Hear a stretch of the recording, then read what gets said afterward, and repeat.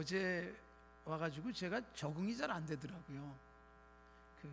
이렇게 흩어져서 예배드리는 예배를 제가 처음 봐가지고 이렇게 듬성듬성 앉으니까, 그래서 세 보니까 그래도 꽤 되는데 이렇게 듬성듬성 앉으니까 잘 적응이 안 됐었습니다. 오늘은 똑같은 모습이지만 둘째 날 보니까 적응이 좀 됩니다. 제가 운동을 열심히 하는 편입니다. 이게 뭐죠? 피트니스, 그러니까 뭔가 하여튼 운동하는 데 있잖아요.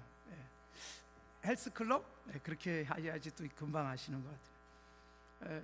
거기 가서 운동을 저도 열심히 합니다.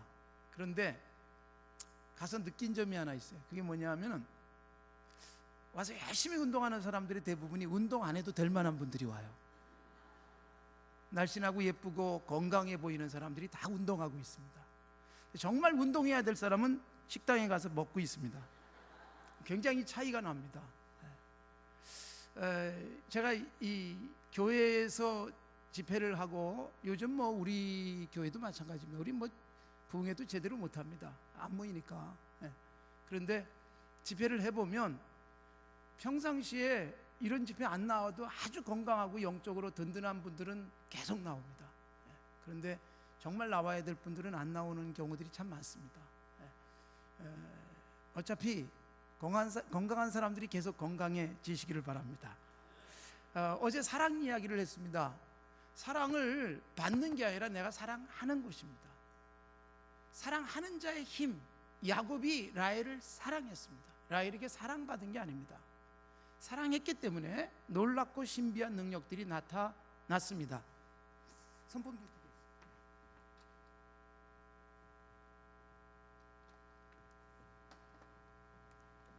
저는 늘 덥습니다. 그래서 사랑을 하는 사람의 힘이에요. 내가 사랑을 해보면 사랑의 힘이 얼마나 큰지를 알게 되는 겁니다. 사랑 받는 것도 좋지만 사랑을 받기만 하면 버릇이 나빠지거나 또 잘못된 길이 드는 경우들이 있습니다. 그런데 사랑을 하면 나도 살고 당신이 행복해집니다. 그래서 사랑을 가슴에 안고 행복하게 교회 생활 하시기를 바랍니다. 자, 오늘 야곱 이야기가 계속되는데, 어제 우리가 함께 나눴던 말씀 속에 나옵니다. 야곱에게 자식을 낳아준 4명의 여자가 있었습니다. 그 중에 누가 제일 먼저 죽었다 그랬죠? 라헬. 너무 사랑하지 마십시오. 어저께 그런 말씀을 드렸는데, 가장 사랑하는, 아니 유일하게 사랑했던 라헬을 35장에서 하나님이 제일 먼저 데려가십니다. 이상하게 너만은 지켜줄게 싶은 그 여인이 가장 먼저 죽습니다. 아이를 낳다가 죽는 이야기가 오늘 본문 말씀에 나오고 있습니다. 자, 그뿐만이 아닙니다. 야곱이 몇 명의 아들을 낳습니까? 여기 지금 베냐민 막내가 태어나고 있는 거예요. 그래서 이 베냐민까지 합쳐서 12명의 아들이 있었습니다. 그 중에 누굴 제일 사랑했다고요? 요셉을 사랑했습니다. 11번째 아들, 라헬이 낳은 첫 번째 아들을 사랑했는데, 그 12명의 아들들 중에서 누가 제일 먼저 사라지게 됩니까? 역시 요셉입니다. 그런데 여러분, 가장 사랑하는 것, 잃고 싶지 않은 것들을 하나님이 가장 먼저 야곱에게서 제거를 시켜주셨습니다. 여러분, 이 라헬과 그리고 요셉에 대한 그의 사랑, 잃고 싶지 않은 그의 마음들을 성경에서 찾아볼 수 있어요. 여러분, 성경을 한번 읽어보시면 좋겠어요. 33장을 가보시기 바랍니다. 33장 앞으로 넘어가시면 1절을 보겠습니다. 32장은 야곱이 20년 만에 집으로 돌아오는데, 형 에서가 몇 명을 거느리고 오고 있었어요? 400명을 거느리고 온다는 소식을 듣고 야곱이 굉장히 두려웠습니다. 그래서 하나님 앞에 밤새도록 기도했고 이스라엘이라는 이름을 얻었습니다. 승리자입니다. 하나님이 절대로 너를 야곱이 에서의 손에 의해서 죽거나 망하거나 잃지 않게 하시겠다는 비전을 주셨어요. 그게 이스라엘이에요. 그리고 이스라엘이라는 이름 주시기 전에 32장에서 제일 먼저 보였던 게 뭐냐 하면 하나님의 군대에 대한 환상을 봤습니다. 마하나임이라는 이름을 짓잖아요. 400명이라는 에서의 사람을 그 소식을 듣기 전에 먼저 하나님이 하나님의 군대를 보여주셨습니다. 걱정하지 마라. 하나님의 군대가 너를 지킬 거야. 그런데도 걱정이 돼가지고 밤새 기도했고, 기도하고 났더니 이스라엘이라는 이름 주셨어요. 승리자라는 이름을 주셨어요. 그러면 이제 걱정하지 않고 하나님께 맡기면 되잖아요. 밤새 기도했는데 무슨 걱정이 있어요? 그리고 하나님이 이스라엘 승리자라는 이름을 주셨는데, 그런데 여러분 33장 1절 보시기 바랍니다. 자, 같이 한번 읽어보겠습니다. 시작. 야곱이 눈을 들어 보니 에서가 400명의 장정을 거느리고 오고 있는지라 그의 자식들을 나누어 레아와 라헬과 두 여종에게 맡기고, 2절 읽읍시다. 여종들과 그들의 자식들은 앞에 두고 레아와 그의 자식들은 다음에 두고 라헬과 요셉은 뒤에 두고. 자, 여러분 눈을 들어 봤더니 에서가 몇 명 거느리고 오고 있다는 거예요? 예, 들은 정보대로 400명을 거느리고 오고 있습니다. 장정들입니다. 힘을 쓰는 장정들이 400명이 오고 있어요. 그걸 딱 보는 그 순간 야곱은 어제 봤던 하나님의 군대를 떠올리는 것이 아니었습니다. 어제 씨름하고 얻었던 이스라엘 승리자라는 이름을 주신 하나님을 바라본 것이 아니었습니다. 눈에는 400명밖에 안 보였습니다. 순간 두려웠습니다. 걱정이 됐습니다. 자, 여러분 그 에서의 400명 때문에 야곱이 한 사람이라도 잃었습니까? 아니면 전혀 손해보지 않았습니까? 전혀 손해보지 않았습니다. 양 한 마리도 잃지 않았습니다. 그런데 야곱은 지레 겁먹었습니다. 그리고 제일 먼저 한 일이 뭐냐? 여기 여러분 1절과 2절에 보면 가족들을 줄을 세웠습니다. 제일 앞에는 누굴 뒀다고요? 여종 비라와 실바, 그리고 그들이 낳은 자식들을 앞쪽에다 뒀습니다. 그 다음에는 누굴 세웠어요? 레아와 자식들. 레아가 가장 많은 자식을 낳죠. 6명을 낳습니다. 그 뒤에 세웠습니다. 그 다음에 제일 뒤에는 누구였어요? 라헬과 요셉. 아직 베냐민이 태어나지 않았습니다. 자, 여러분 이 줄을 쭉 세워놨는데 이 줄은 무슨 순서일까요? 제가 아주 리얼하게 표현하면 죽어도 되는 순서. 야곱이 여러분 이 순간 무슨 생각을 했느냐 하면, 야, 저 에서가 400명, 형이 400명을 거느리고 와서 치면 앞에서는 죽고 앞에서는 쓰러져도 그래도 제일 뒤에는 내가 지켜주고 보호하고 데리고 도망이라도 가겠다고 생각을 한 겁니다. 그래서 줄을 세웠는데 비라, 실바, 여종과 자식들, 그 뒤에 레아와 자식들, 그 다음에 제일 뒤에 누구라고요? 라헬과 요셉. 야곱에게 손이 몇 개예요? 둘이잖아요. 한 손에는 라헬, 한 손에는 요셉을 들고 튀겠다는 겁니다. 여러분 이 생각을 했습니다. 여러분 37장에 가면 야곱이 그렇게 사랑하던 요셉을 형들이 미워해가지고 죽이려고 하고 결국 인신매매하는 사람들에게 팔아버립니다. 아무리 동생이 미워도 어떻게 형들이 동생을 죽일 생각을 하고 또 결국 인신매매하는 사람들에게 팔아버립니까? 죽는 게 낫지 팔려가는 것보다. 여러분 어떻게 이렇게 끔찍한 짓을 할까요? 37장에 나오는 이런저런 이야기가 있습니다. 꿈 이야기도 있고 야곱이 요셉에게만 채색옷 좋은 옷을 입히고 하는 일도 있지만 형들의 가슴 속에 굉장히 큰 상처. 여러분 요 33장에 나오는 이야기들은요 르우벤, 시므온, 레위, 유다, 단, 납달리, 갓, 아셀, 이사갈, 스불론 요 순서로 태어난 겁니다. 여러분 이들이 이미 사춘기가 지났고 여러분 한참 예민한 때였습니다. 그런데 눈치가 뻔한 이 아이들이 뭘 봤을까요? 아하, 이 순서가 뭔지 이들이 금방 안 거예요. 우리 아버지가 죽어도 되는 순서를 이렇게 정했구나. 저 앞에 선 종들과 그리고 자식들은 죽어도 제일 뒤에 라헬과 요셉만큼은 살리겠다. 여러분 이때 여인들뿐만 아니라 자식들이 얼마나 큰 상처를 입었겠습니까? 하나님을 바라보고 하나님이 책임져 주신다고 어제 환상도 보여줬고 이스라엘이라는 이름도 주셨는데 하나님께 맡기고 편안하게 형을 맞았으면 됩니다. 실제로 여러분, 형 에서와 맞닥뜨렸을 때 이 야곱이 먼저 한 것이 아닙니다. 에서가 보고 달려와서 목을 끌어안습니다. 목을 어긋맞고 끌어안습니다. 그리고 20년 동안 가슴 속에 남아있던 모든 부담 싹 사라져버리는 놀라운 기적이 일어났습니다.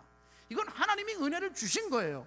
어젯밤에 그렇게 분명하게 말씀하셨고 보여주신 것입니다. 그 하나님 믿고 신뢰했으면 되는데 야곱 약삭 빠른 사람입니다. 그리고 한 가지라도 자기는 잃으면 안 된다는 강박관념을 갖고 있었고, 혹시 잃더라도 이것만큼은 지켜야 돼 라는 것이 있었는데, 그게 뭐냐? 라헬이었고 요셉이었습니다. 제일 뒤에 세워놨습니다. 이것 때문에 여러분 상처가 깊어지게 된 것입니다. 하나님이 잃지 않게 하시는데도 잃어버릴까봐 이것만큼은 지켜야 돼. 그런데 여러분, 다 잃어도 이것만큼은 잃지 않고 싶습니다라는 그것들을 하나님이 제일 먼저 가져갔어요. 가장 먼저 하나님이 제거하세요. 여러분, 우리가 신앙생활을 하더라도요, 내가 다 양보할 수 있는데 이것만은 안 돼 라는 것들을 가지고 살아갈 수 있어요. 하나님께도 기도하면서 하나님 다 드릴 수 있는데 이것만큼은 제가 드릴 수 없습니다, 양보할 수 없습니다 라는 것들이 우리에게 있을 수 있어요. 하나님이 그 부분들을 항복받기를 원하시는 거예요. 하나님이 가장 먼저 라헬을 데려가셨습니다. 그리고 하나님이 가장 먼저 아들들 중엔 요셉을, 여러분 죽은 줄 알잖아요. 37장에서 죽은 줄 알고 통곡을 합니다. 라헬이 죽었을 때보다 이 야곱의 고통과 아픔은 어마어마하게 컸던 것입니다. 이런 상실감을 야곱이 누릴 수밖에 없었던 것입니다. 자, 여러분, 살다 보면 우리가 잃어버리는 것들이 있습니다. 그런데 여러분, 잃어버리면 잃은 것 때문에 슬퍼서 우리들은 좌절도 하기도 하고, 그리고 세상을 제대로 보지도 못하거나 내 앞에 있는 것들을 제대로 계산도 못하고 분별도 못하는 일들이 얼마나 많은지 모릅니다. 그러나 분명한 것은요, 하나님이 야곱에게 잃게 하실 때 잃기만 하게 한 것이 결코 아니었습니다.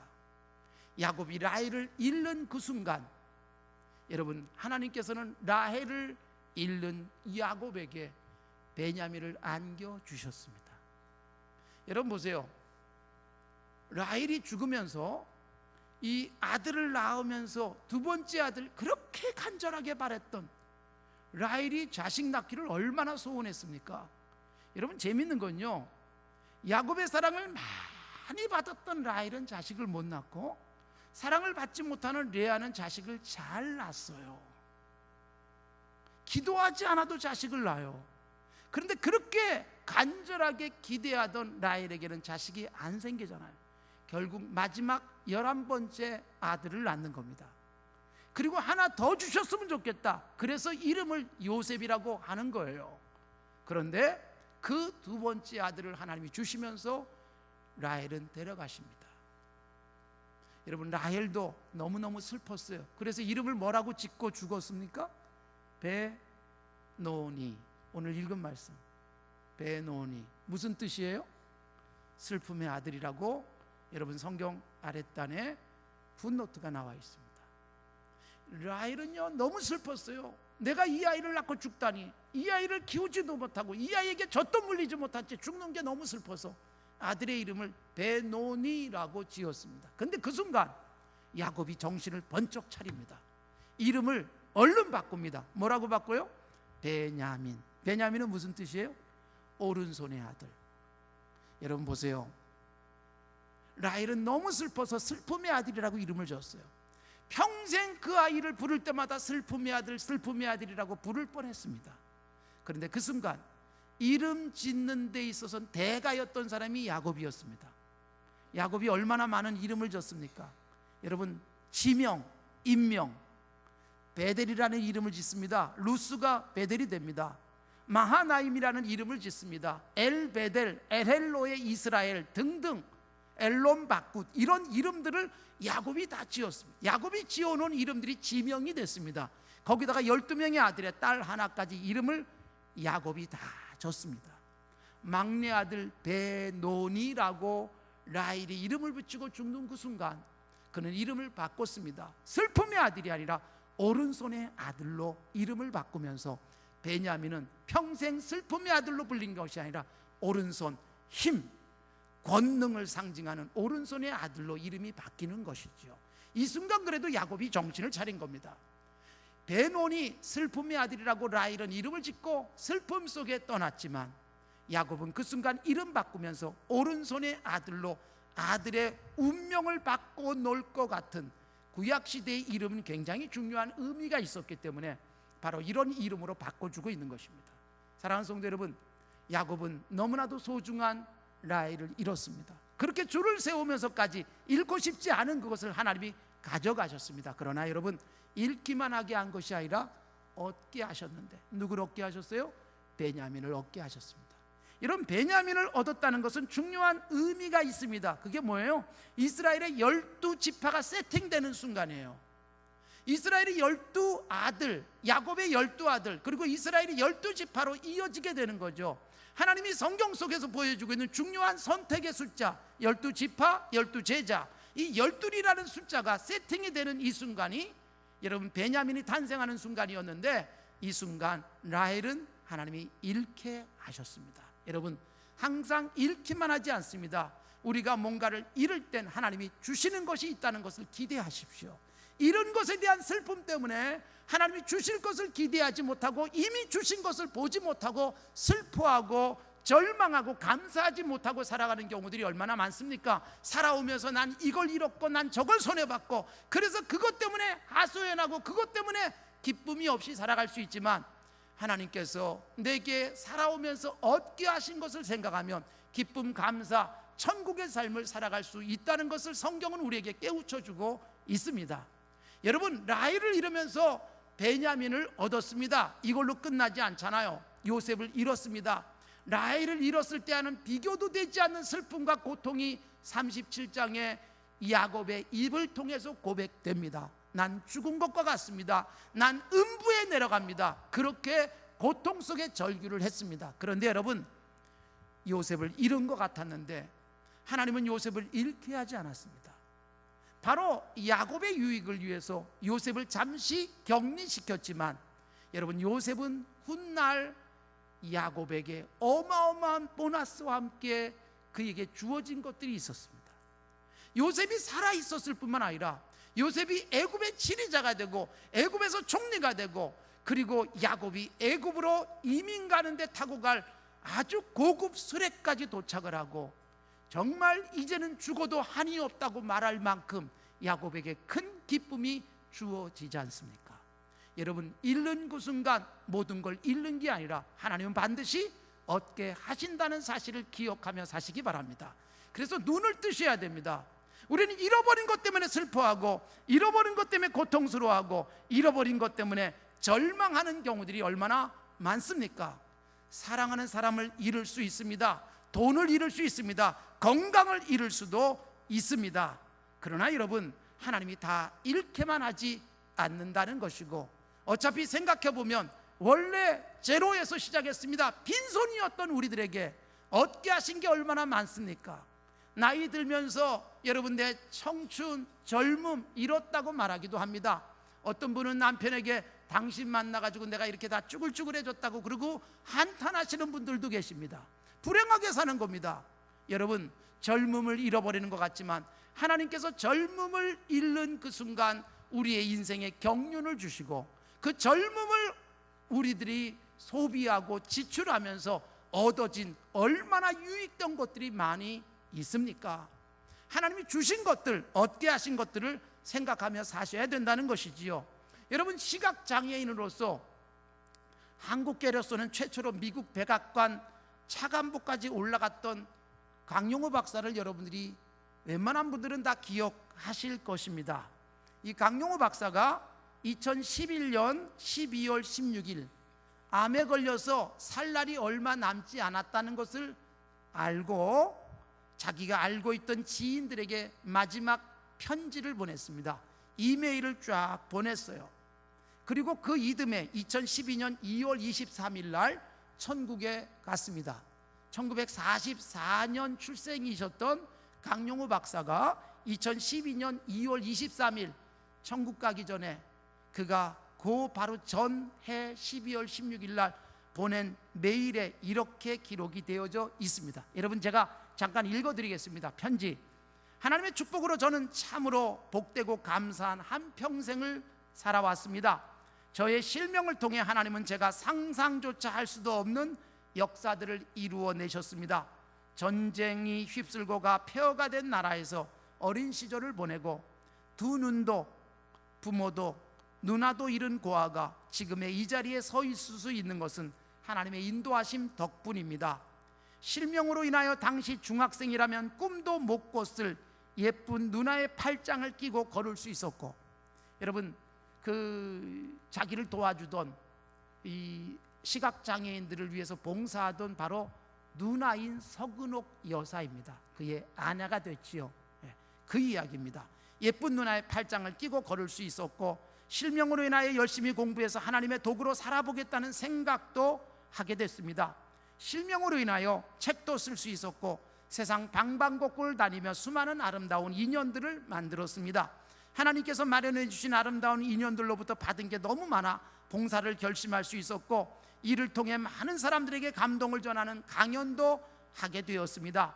두 눈을 잃고 저는 한평생을 살면서 너무나 많은 것을 얻었습니다. 늘 여러분들 곁에서 함께하며 이 세상을 조금 더 아름다운 곳으로 만들기 위해 노력하고 싶은 마음은 무엇보다 간절하나 안타깝게도 그럴 수 없다는 것이 현실입니다. 최근 여러 번 병원에서 검사와 수술, 치료를 받았으나 앞으로 저에게 허락된 시간이 길지 않다는 것이 의료진들의 의견입니다. 여러분들이 저로 인해서 슬퍼하시거나 안타까워하지 않으셨으면 하는 것이 저의 작은 바람입니다. 아시다시피 저는 누구보다 행복하고 축복받은 삶을 살아오지 않았습니까?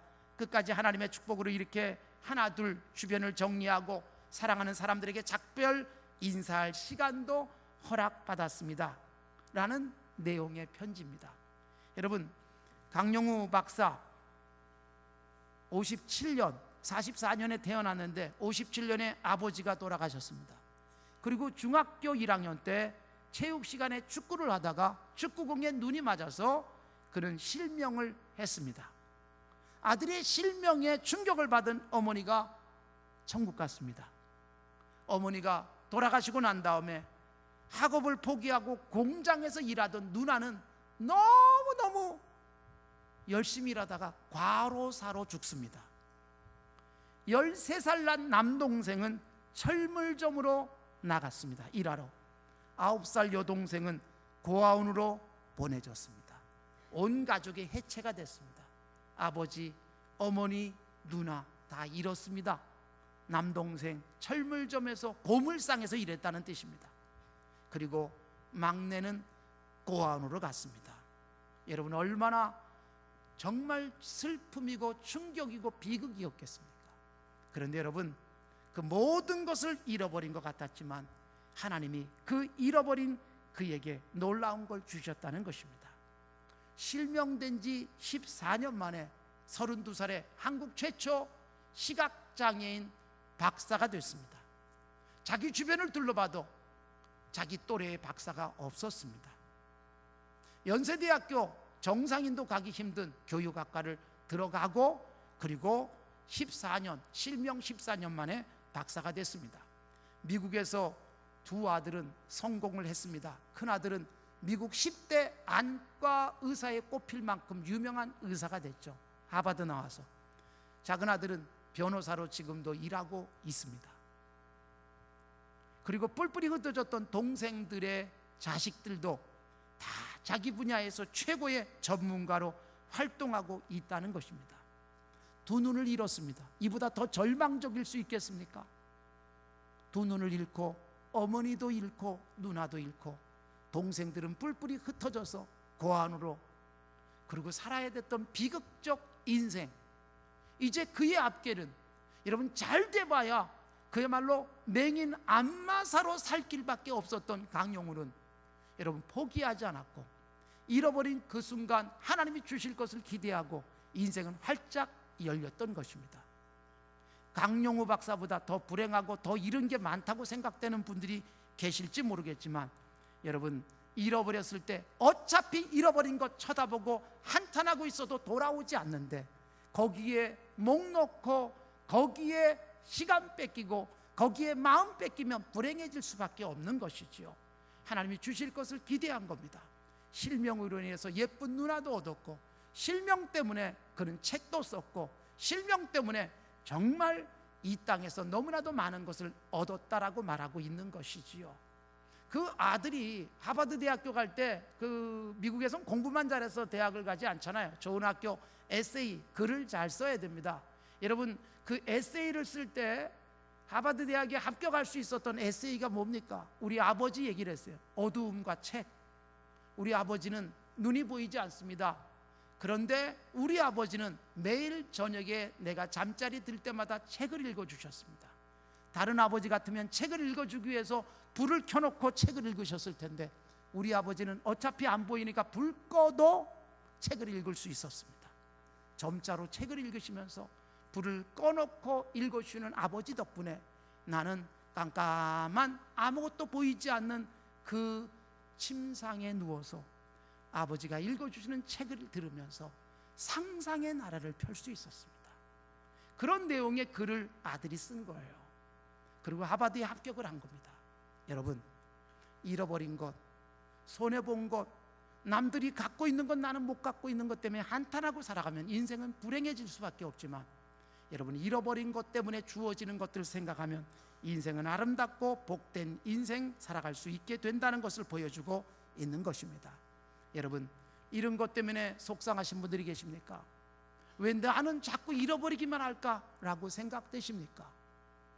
여러분, 내가 잃어버린 것에 매달리지 마시고 내가 얻은 것들, 내가 뭘 하나님께서 주셨는지를 계산해 보십시오.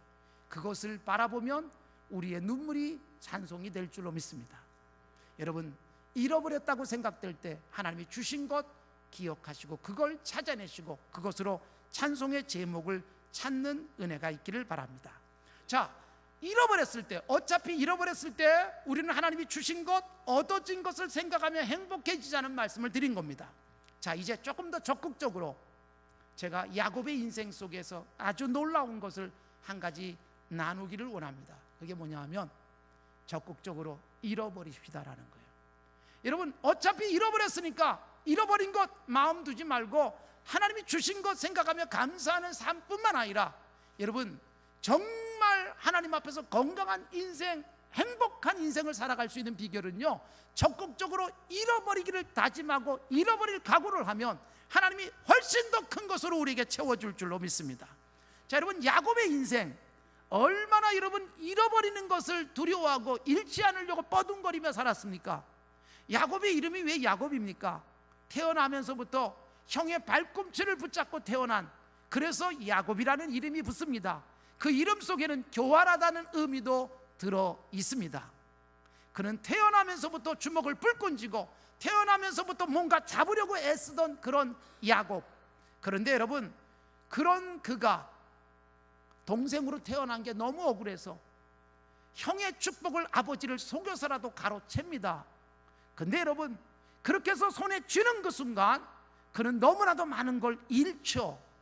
사랑하는 어머니를 떠나서 그는 20년 동안 객지에 가서 살아야만 했습니다. 여러분, 움켜쥐고 뭔가를 내가 얻었다고 생각했을 때, 그것도 부정한 방법으로, 하나님이 기뻐하지 않는 방법으로 얻었을 때 험악한 인생이 펼쳐졌습니다. 외삼촌 라반의 집에 가서 생각하던, 그렇게 기대하던 라헬을 얻었어요. 그리고 열심히 일해서 엄청난 재물을 얻었습니다. 사촌들이 시기할 정도로 우리 아버지의 재물을 저 야곱이 다 가져갔다라고 생각할 만큼 많은 재물을 얻었습니다. 그 순간 창세기 31장 그는 도망을 또 가야만 했습니다. 외삼촌과 작별도 하지 않은 채 아내들 데리고, 그냥 가족들 데리고 그동안 모은 재산 가지고 밤새 도망을 가는 야곱의 모습이 31장이에요. 여러분 보세요. 그는 뭔가를 수단과 방법으로 가지 않고 얻으면 하나님은 다른 것들을 잃게 하셨어요. 결국 잃지 않겠다고 생각하던 라헬, 끝까지 지키겠다고 생각했던 요셉, 하나님이 가장 먼저 데려가셨어요. 자, 이쯤 되면요, 야곱이 정신 차려야 되지 않겠습니까? 내 손으로 지킬 수 있는 게 아니군요.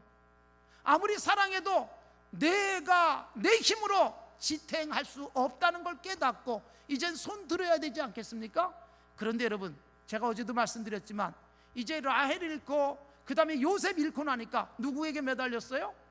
베냐민에게 매달립니다. 베냐민에게 집착합니다. 근데 여러분, 하나님께서 요셉도 도로 찾게 하시고 요셉이 죽지 않았다는 걸 확인할 뿐만 아니라 요셉이 애굽의 총리가 됐다는 것을 확인하고 감격 속에 애굽에 내려갈 수 있는 길이 언제 열렸는가를 생각해 보십시오. 이 부분이 얼마나 중요한 부분인지 몰라요. 야곱의 생애에 있어서 이보다 더 중요한 게 없습니다. 여러분, 성경에 보면 한 사람의 생을요, 어머니 뱃속에서부터 장례식까지 길게 기록하고 있는 유일한 사람이 누굴까요? 야곱이에요.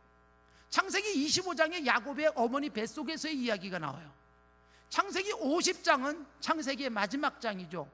야곱의 장례식 이야기입니다. 어머니 뱃속에서부터 50장에 야곱의 장례식까지 길게 기록되어 있습니다. 창세기의 절반이 사실은 야곱 이야기라고 해도 과언이 아닐 정도입니다. 그런데 여러분, 그 야곱의 생에 아주 획기적인 전환점이 나옵니다. 그게 뭘까요? 제가 오늘 그것을 정리하고 마치겠습니다. 자, 여러분, 요셉을 잃어버린 다음에 누구에게 매달렸다고요? 베냐민. 자, 그런데 애굽에 간 요셉은 애굽에서 노예로 살다가 억울하게 감옥에 들어가서 죄수로 있다가, 그리고 놀랍게 하나님이 그를 거기서 건져내서 애굽의 총리가 되게 하십니다. 그리고 애굽의 7년 동안의 풍년 중에 창고를 짓고 엄청난 곡식을 모아 놓습니다. 그 다음에 7년 동안 뭐가 와요? 흉년이 오게 됩니다. 7년 흉년이 오게 되니까 그동안 모아놨던 그 곡식을 가지고 모든 백성들을 살립니다. 창고에 엄청난 곡식이 있었고, 여러분, 애굽에만 흉년이 아니라 그 지역 주변까지 다 흉년이 임했고 야곱이 살던 지역에까지 흉년이 왔습니다. 여러분, 야곱의 집에도 양식이 다 떨어졌습니다. 그래서 야곱이 42장에 보면 자식들을 소식을 듣고 양식을 사러 어디로 보내요? 애굽으로 보냅니다. 근데 여러분, 애굽으로 보낼 때 자기 아들들이 지금 몇 명 남아 있어요? 11명이죠. 그런데 여러분, 몇 명만 양식 사러 보낼까요? 42장 가보시기 바랍니다. 42장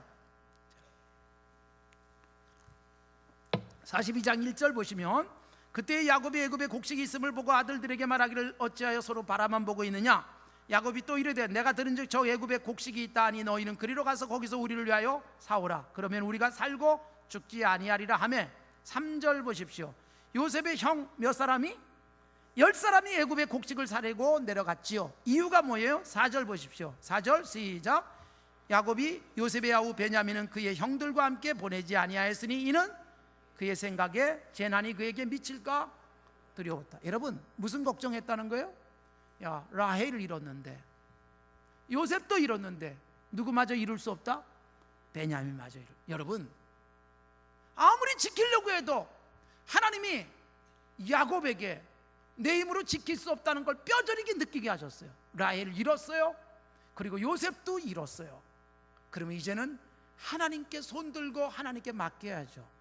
그런데 여러분, 베냐민 꽉 붙들고 이제는 이것만은 이룰 수 없습니다. 여러분, 왜 그랬느냐?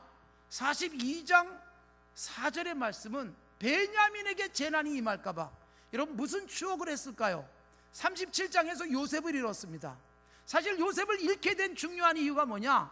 형들이 세겜에서 양을 치고 있을 때, 그때 야곱이 형들이 잘 있나 심부름을 누구에게 보냈어요? 요셉에게 보냈습니다. 요셉이 그때 갔다가 못 들어온 거예요.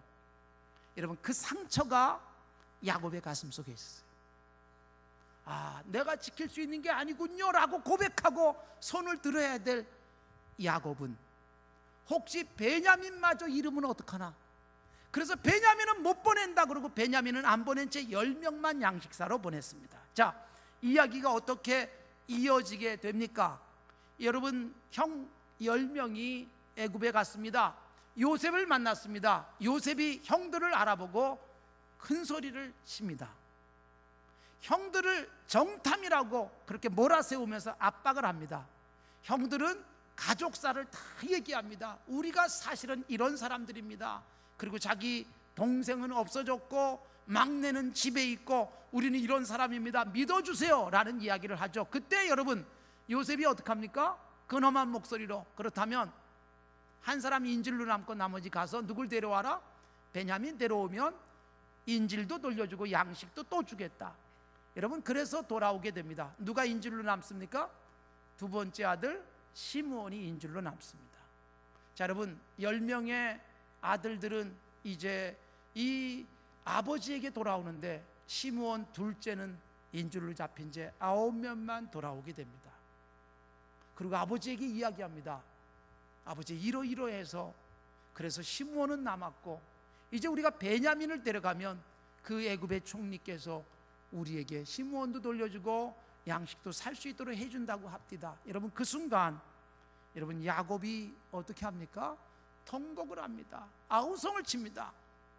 여러분, 지금 무슨 걱정을 해야 됩니까? 아, 시므온이 인질로 잡혀 있어? 그러면 어떻게 해야 돼요? 빨리 베냐민 데려가서 너희들 신뢰할 수 있는 사람을 보여주고 시므온도 찾아오고 양식도 간 김에 더 사와라. 그래야 되지 않겠어요? 그런데 여러분, 여기서도 야곱은 시므온에 대한 걱정을 하지 않습니다. 오직 베냐민 못 보낸다는 겁니다. 그리고 버팁니다. 언제까지 버텨요? 여러분, 버티고 버티다가 양식이 다 떨어져서 이제는 더 이상 버틸 수 없게 되니까 야곱이 비로소 손을 드는 거예요. 내일 유다 얘기를 할 텐데 이때 유다가 나서서 아버지를 설득하고 베냐민을 데려가게 됩니다. 근데 여러분, 43장 14절을 보시기 바랍니다. 43장 14절, 야곱의 이야기들이 이렇게 흘러가고 있습니다. 43장 14절은 야곱의 생애 가장 큰 인생의 변화를 고백하고 있는 말씀이에요. 43장 14절 다 같이 읽겠습니다. 시작.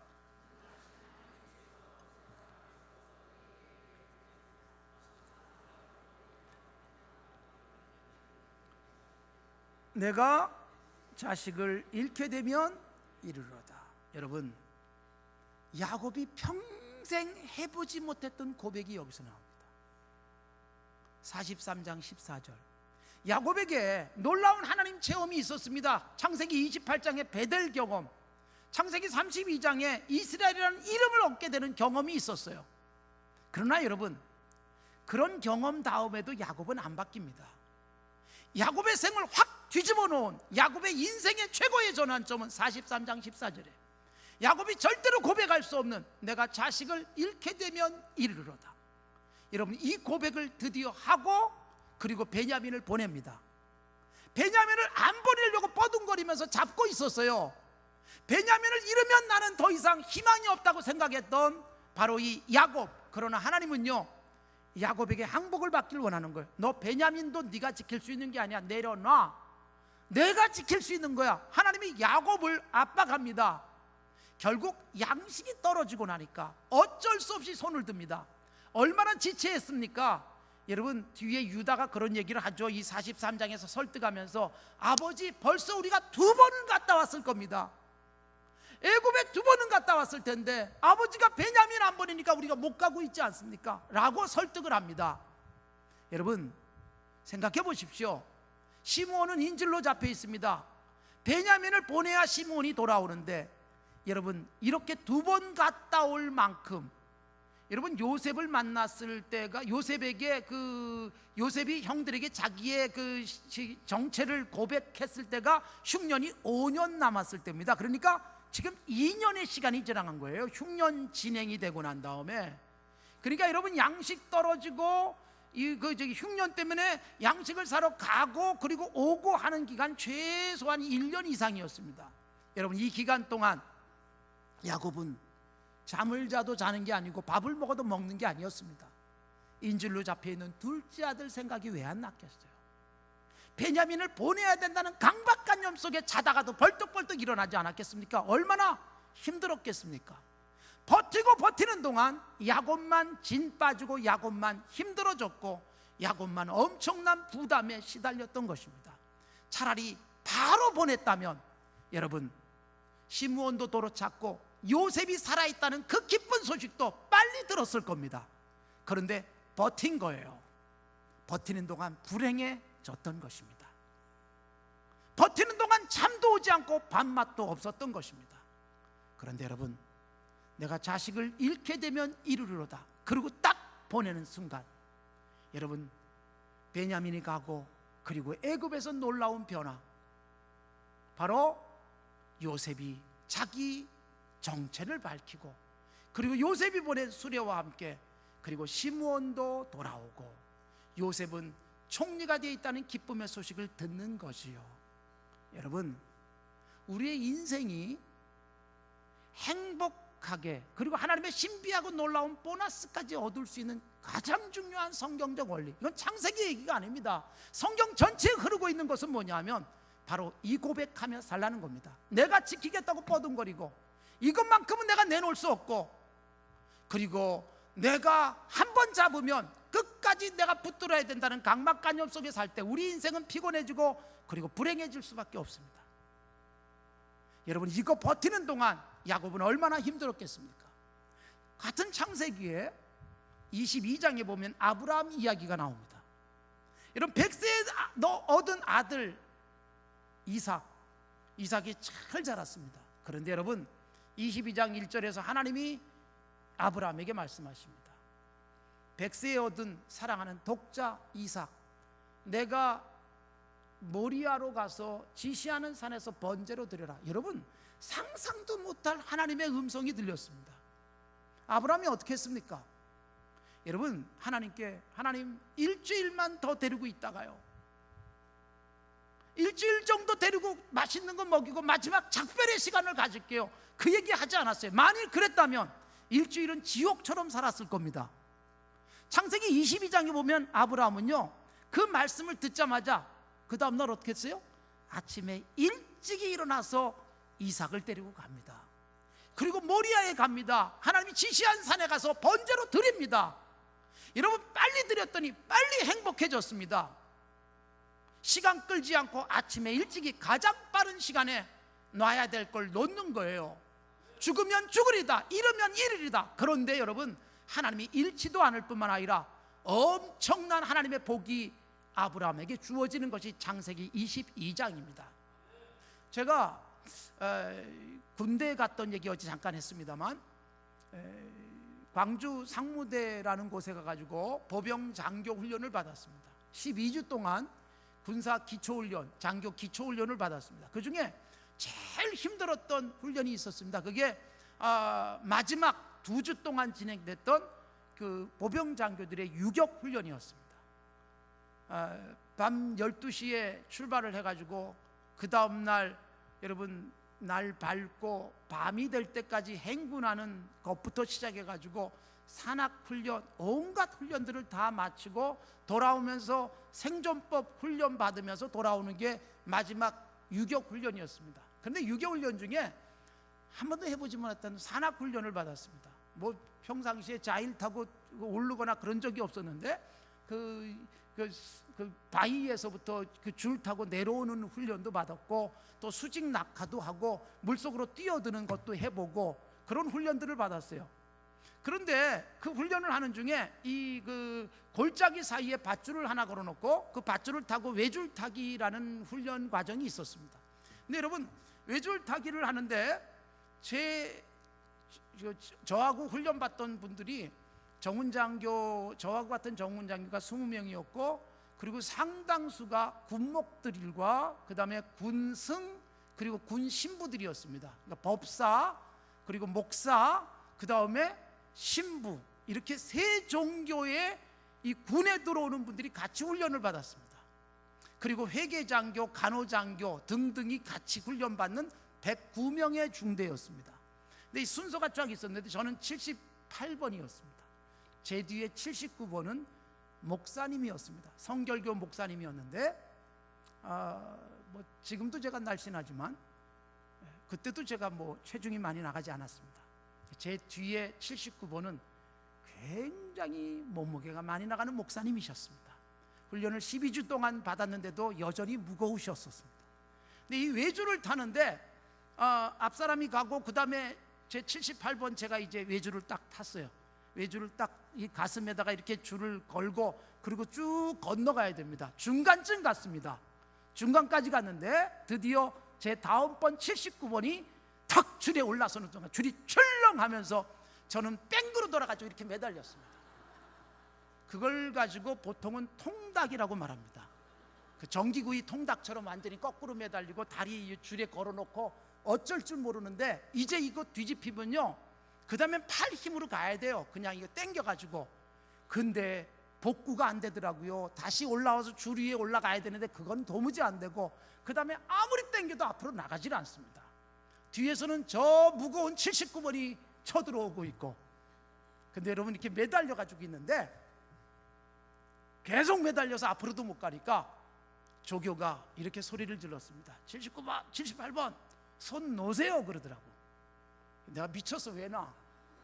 밑에 골짜기인데. 근데 그냥 내버려 두더라고요. 왜 그러냐면은 계속 붙들고 못 버티니까 결국 그의 말대로 손을 딱 놔버렸어요. 놓는 그 순간 제 허리에 묶여있던 안전줄이 저를 탕 지탱을 해주는데 공중에 대롱대롱 매달렸습니다.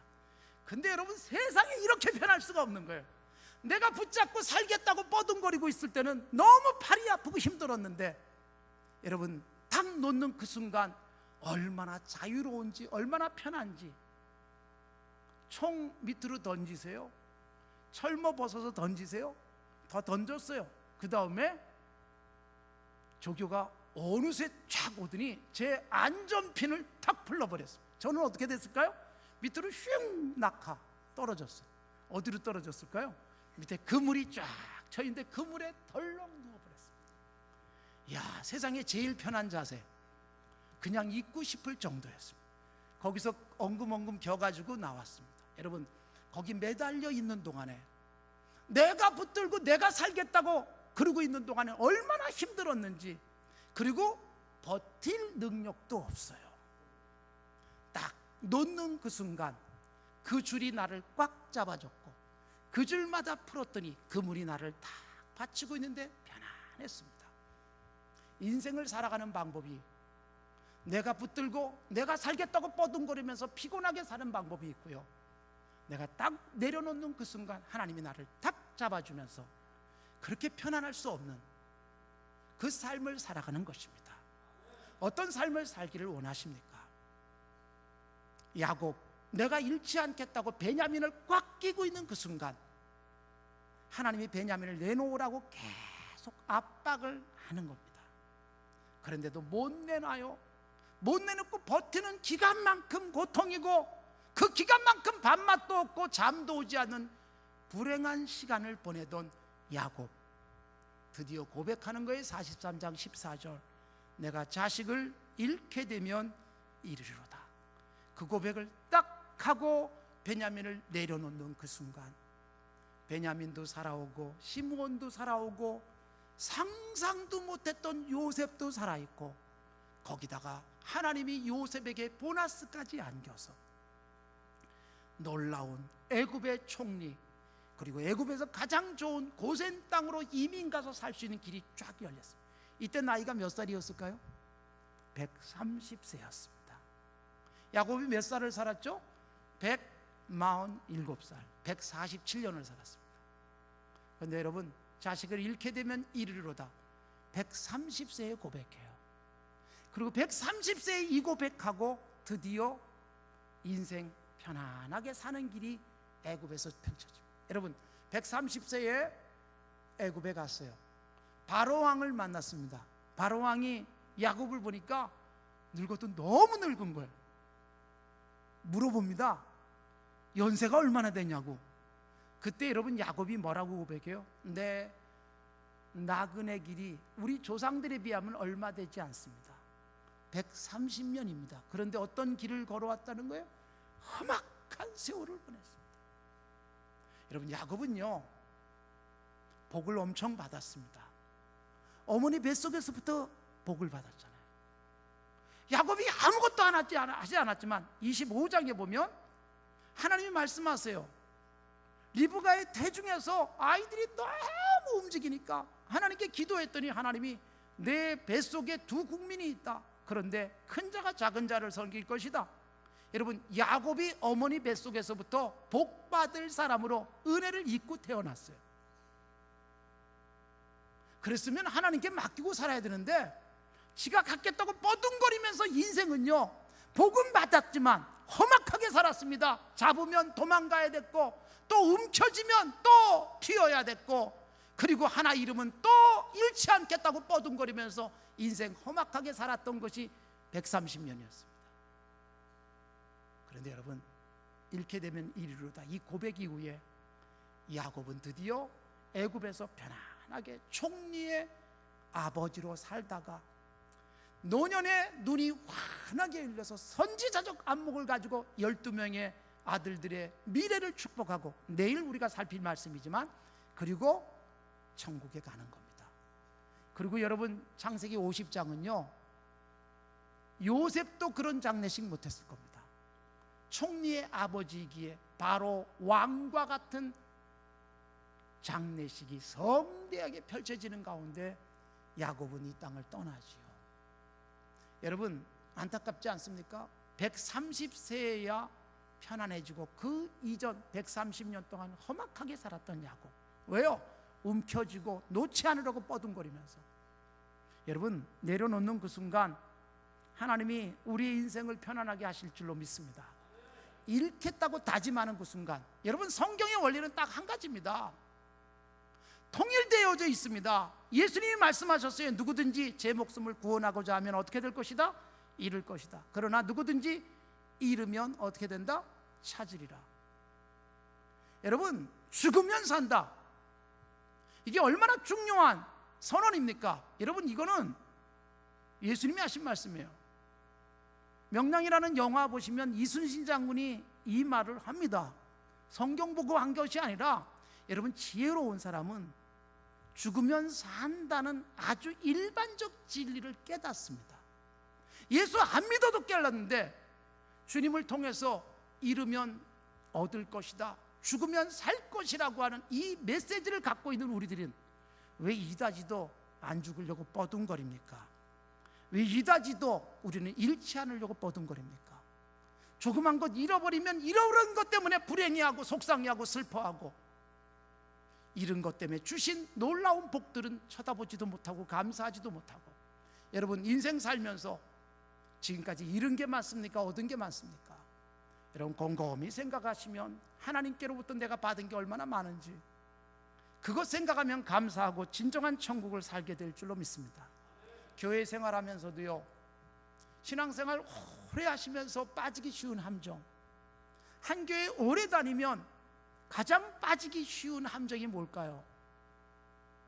내가 이 교회 몇 년째인데 그래서 끊임없이 얻고 싶은 거예요.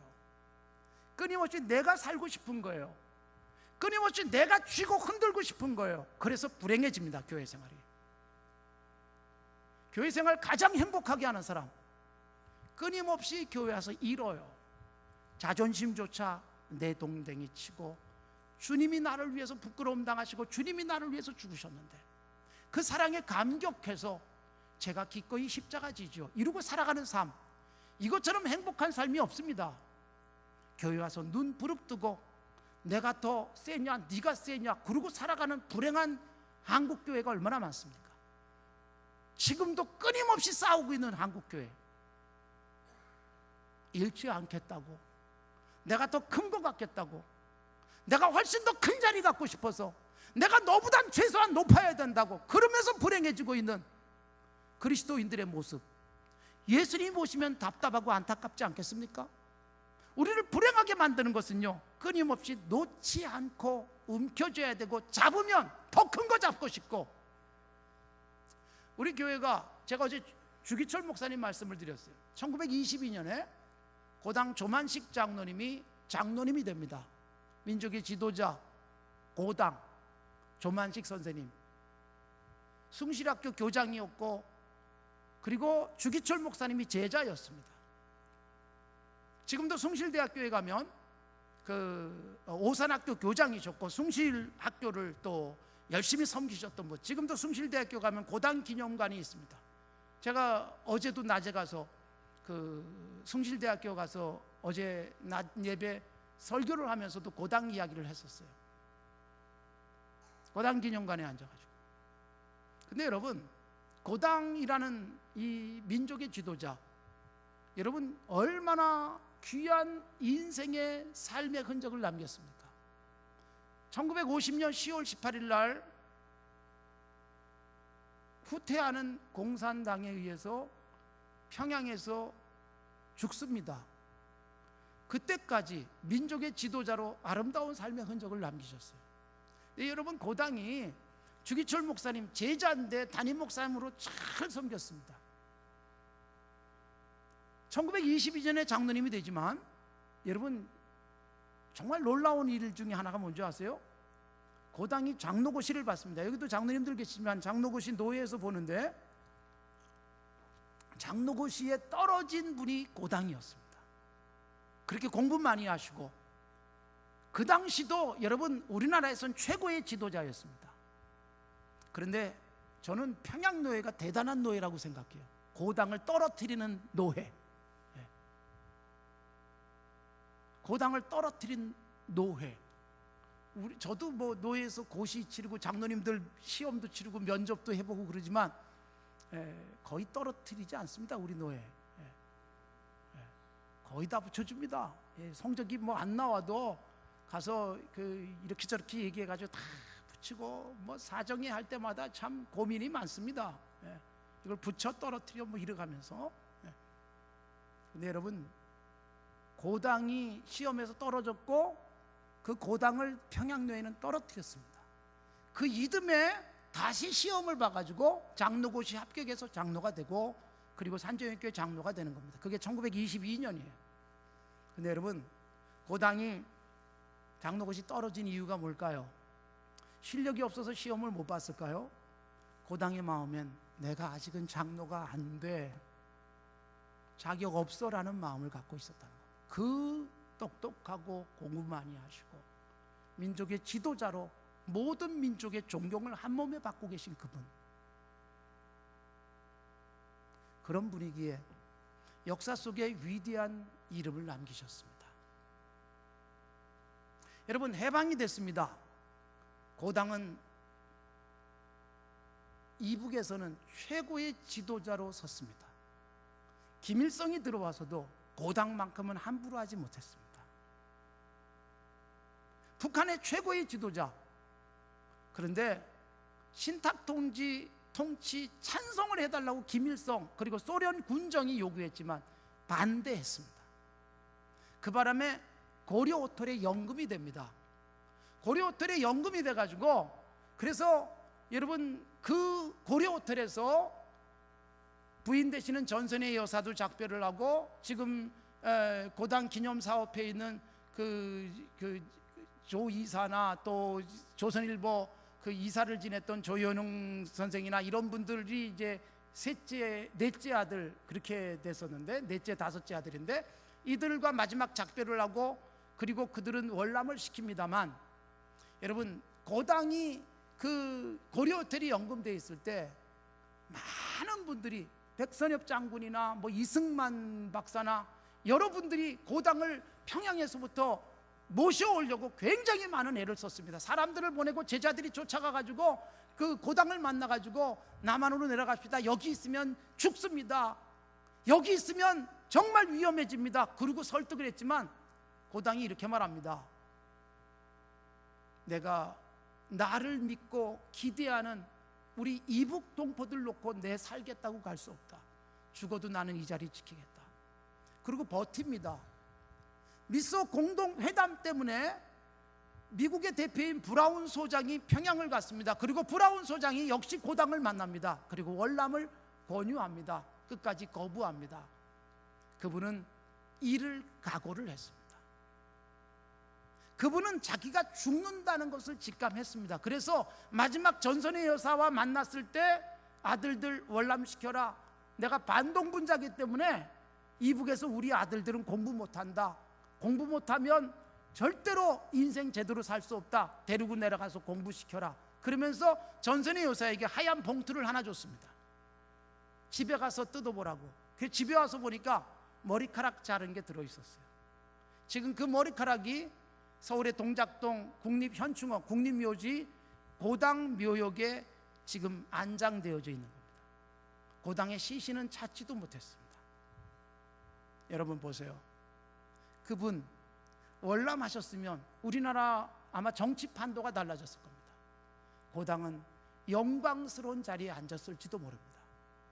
그분 교회의 장로조차도 내 자리가 아니다라고 생각하며 겸손하셨던 그분, 그리고 충분히 살 수 있고 충분히 대접받을 수 있는 길을 다 포기해버린 채 민족을 위해서 생명까지 내가 잃게 되면 잃겠다고 고백했던 그분은 역사 속에서 위대한 이름을 남기셨던 것입니다. 사랑하는 성도 여러분, 우리들의 신앙생활이 행복하기를 바랍니다. 왜 행복하지 않을까요? 잃어버린 것에 매달리고 잃지 않으려고 뻐둥거리면서 더 갖겠다고, 이왕이면 더 큰 것, 더 좋은 자리, 그러면서 우리는 불행해질 수 있습니다. 하나님이 주신 것 감사하면서 잃어버린 것이 아니라 주신 것에 대한 감격, 그리고 적극적으로는 제가 잃게 되면 잃겠습니다라는 고백을 하면서 여러분 우리의 평생 하나님이 기뻐하시는 건강한 믿음의 삶 살아갈 수 있기를 바랍니다. 내 소중한 것 잃어버리는 것 같지만 그걸 통해서 많은 사람들이 구원도 얻고, 내 소중한 것 잃어버리는 것 같지만 잃었더니 하나님이 상상할 수 없는 더 좋은 것 주시는 그 복을 누리시는 우리 근곡교회 성도들이 되시기를 바랍니다. 우리 함께 기도하면서 하나님 앞에서 새롭게 다짐하시는 귀한 시간 되셨으면 좋겠습니다. 여러분, 하나님 우리에게 주신 것들 얼마나 많은지 한번 돌아보십시오. 그럼에도 불구하고 우리는 잃어버린 것에 집착하면서 그것 때문에 불행하고, 그것 때문에 고통스러워하고, 그것 때문에 아파하고, 그것 때문에 슬퍼하고 있지 않습니까? 내 잃어버린 젊음, 잃어버린 돈, 건강, 그리고 자리, 이런저런 것들, 여러분 그러나 하나님이 잃게 하실 땐 주시는 것이 훨씬 많다는 것 다시 한번 기억하십시오. 그리고 적극적으로 하나님 나라 위해서, 주님 위해서, 하나님의 교회를 위해서 기꺼이 내가 잃겠습니다. 자존심도 잃고 돈도 잃고 시간도 잃고, 그리고 나의 소중한 것들 하나님께 드림으로 잃어버린 것 같지만 하나님이 놀랍게 채우시는 그 복 누리기를 원합니다. 그 고백하시면서 이 밤 행복해지는 우리들이 되시기 바랍니다. 다 같이 한 목소리로 힘있게 기도하시면서 복된 밤 아름답게 다짐하는 시간 되시기 바랍니다. 다 같이 기도하겠습니다.